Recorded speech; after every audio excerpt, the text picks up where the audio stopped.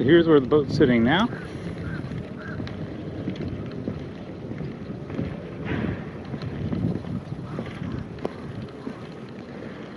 Huge improvement over the boatyard.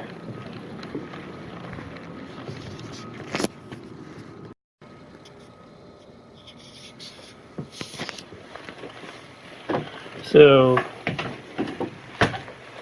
still a lot of work to do to get it ready for sailing. Got my electrical panel all torn out over here. I've still got behind that bulkhead there is the old water lift muffler, which is in the way of the wiring. I basically want to rewire the whole thing. Down here, that's AC. That's got to go. Some more cosmetic things. This poor floor, kind of hidden this. Kind of ashamed of it. This floor was beautiful. I'll put in a photo of what it looked like.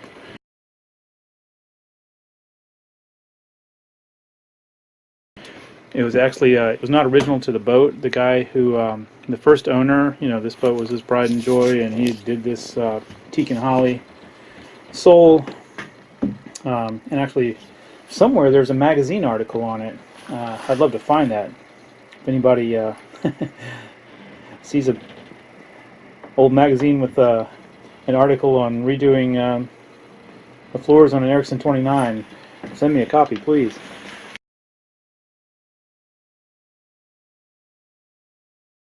But you can see here, this is the water line. This is where the water was sitting when I had the bilge pump failure while the thing was up on land. It was nasty, oily water. You can see the line there, even after scrubbing. And there were some speakers in there that run. That's kind of a minor thing, but yeah. I don't know what I'm going to do about this down the road. It's definitely down on the priority list, but it just does bother me every time I come in and see it, because it was really beautiful. But yeah, main things right now, I got to get that track back on to so that I can actually secure the boom the way it's supposed to be secured to the traveler. I have to run the fuel and power lines correctly rather than just flopping them over the transom like that. I need a better place for the gas tank to sit than just sitting back there. So I'm going to build a locker over there. As part of the electrical upgrade, what I'm thinking of doing is using this space here that has obsolete controls and putting some weatherproof switches out there for some of the things that used to run in here. I'll put the photo of it up here so you can see what all was on here. But a lot of them were things that would be very useful to have outside rather than inside, particularly the lighting, the exterior lighting, the navigational lights, the anchor lights, the spreader lights, things like that would be very useful to have outside. Now, of course, they have two different grades of switches, switch panels. They have what's called below decks, and then they have they don't just call it above decks; they call it weather deck grade. And it's the weather deck grade is 3 times the price, of course, but I think it would be worth it to have it out there. So it's a probable upgrade that's going to happen. And then there's just the fact that the wires that are coming into there right now are pretty, dodgy in some cases. So I'll probably be just pulling a whole lot of new wire. I don't plan on having a really extensive electrical system, but what's there I want to be safe and reliable. See, this was some wiring. There used to be a marine radio mounted right here, and so that was some of the wiring that went to it. So I'll be tracing all that down, checking any connections and all that sort of stuff. So that's on the agenda. Today I'm going to be going into there. That's where the old motor sits, and it still sits there.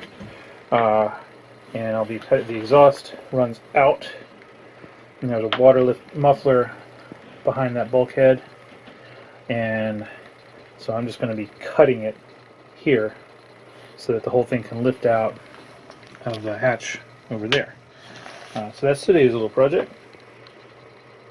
I have to say, it's just, I'm really enjoying dock life. I like, you know, looking out at the water. Pretty soon I'll have some tunes going in here. We have a variety of different ducks that are migrating through right now that are fun to watch when they come swimming by. I have man provisions and beverages, and it's nice. It's basically a floating man cave right now. Oh, and one thing I did do was get the, that's where that new float switch sits. And it hasn't even had to work yet, because since I put this boom tent up, that stopped a whole lot of the rain from coming in. It was basically coming in, this hatch has to be completely redone. And so it was leaking like a sieve, coming straight down. And that's where most of my water in my bilge was coming from. Although I also have some leaks around these windows. This one's particularly bad.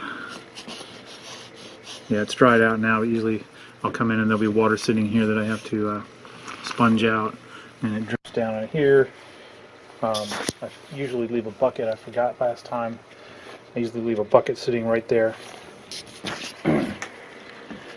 This is a neat little thing. It's lasted a lot of years.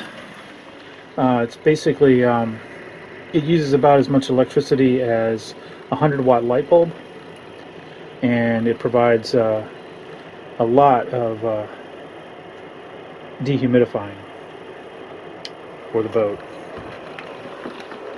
So that's good. And I just keep it plugged in. That's the only thing I keep plugged in. The bilge pump and that. So that runs on AC, and bilge pump is DC. Everything else is shut off when I leave the boat.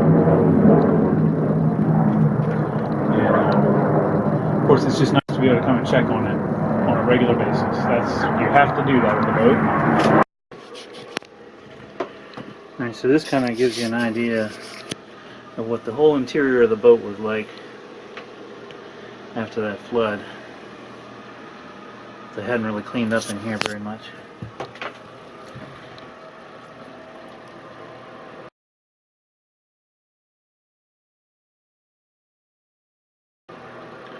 Today's project is to cut this right here and hopefully not start a fire. I do have a couple of fire extinguishers at the ready, and I'm going to try to shield where the sparks go.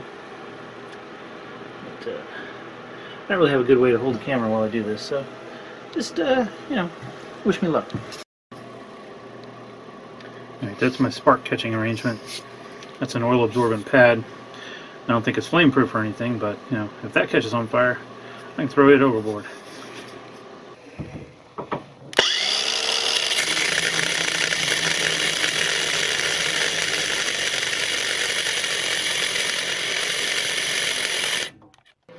Alright, so I've gotten as much as I can with the grinder, just because of you know, access. So that's as far as I got, and I'm going to try chiseling at this point. Cold chisel on the hammer, see if I can just knock it loose. So should knock it. Ta-da! So that was down there that we just cut it off. Can you see that? That thing right there is what we're going to pull out. It's got a couple screws holding it. And then that'll be clear of all the wiring that I need to do. Isn't that pretty?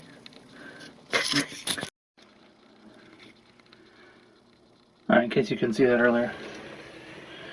That's going down into the engine compartment. That's where we just cut it. So now, if I just knock out these two screws here, this whole apparatus should come out. This is called a water lift muffler. And I actually had that fabricated from stainless after the old black iron one rusted out. That's about $300 right there. Going bye-bye. Should be able to use the stainless for something. And peekaboo going into the cabin.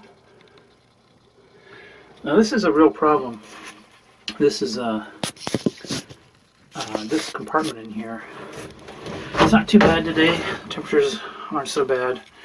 But I've been out here on a cold day, and everything in here, because you have the water right on the other side there, cold water, not so cold interior, condensation is crazy.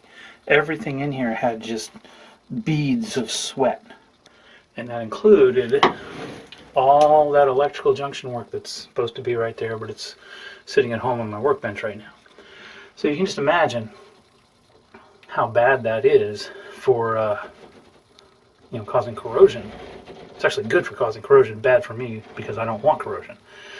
And I actually think that the design of the junction box is just fine. It just needed to be protected from this environment a little better.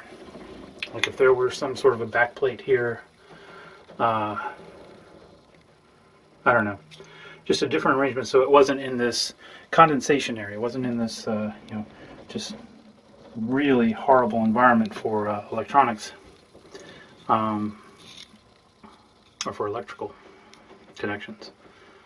So I'm going to take that into account as I move forward with replacing all this stuff. Oh, there we go, all gone. Give me a lot better access to my wiring. Ready to get it out of the boat. This is just another one of those days when I go, yeah, it was the right decision to convert to an outboard. Who needs all this crap inside the boat? Because everything in here is a potential failure point. You know, if that rusts out in the wrong way, then next thing you know, you're pumping raw seawater into your bilge. Which, is a real efficient way to sink your boat. So, all gone. So one last thing while I'm sitting down here in this comfy position. So this is where I was thinking, these are the old motor controls, and I think that'd be a perfect spot to have a plate and have the switches accessible from the cockpit, so they'd have to be the weather deck rated switches. And that argues for keeping my electrical junction here, because then that's close to here, and so you would just have the main battery coming up where it always has, and then divided from there into the weather deck circuits and the below deck circuits. You could be neat right here. So it's looking like I'm probably going to reuse this space for my electrical. It's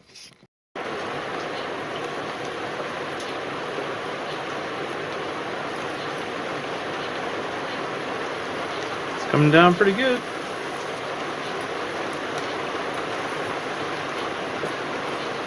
Mostly dry in here. I do have a bucket because that port light leaks. So other than that, pretty comfortable.